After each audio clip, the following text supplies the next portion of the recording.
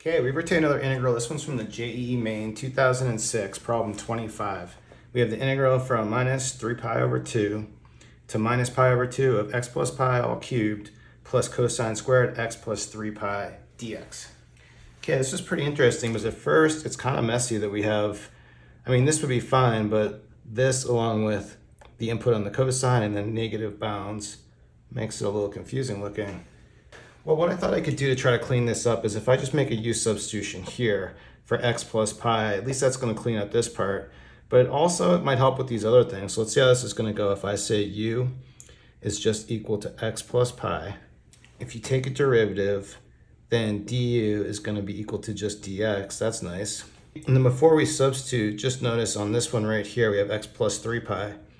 I can break this up as x plus pi plus 2 pi.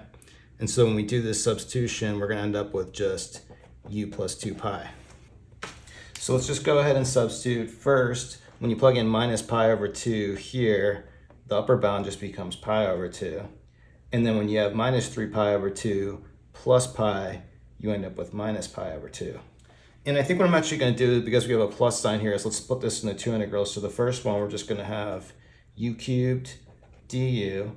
Then let's start a second integral here for this part. So we're going again, minus pi over 2 to pi over 2. But then this is going to become cosine squared of this thing, u plus 2 pi.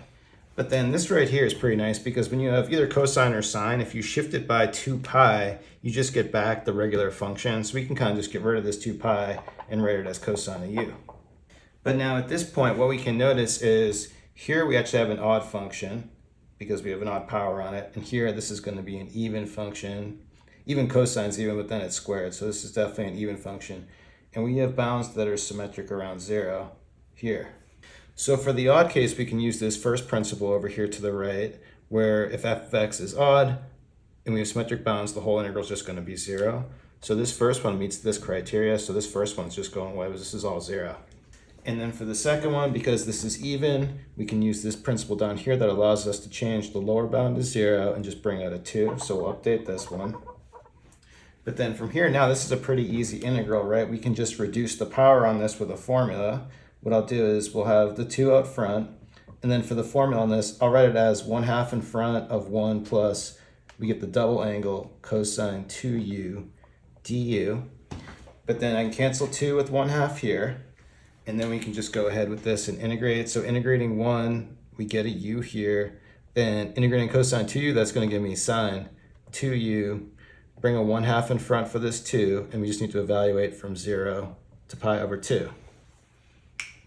Evaluating at 0, everything's going to be 0, so let's plug in pi over 2. We're going to get pi over 2 here, plus 1/2.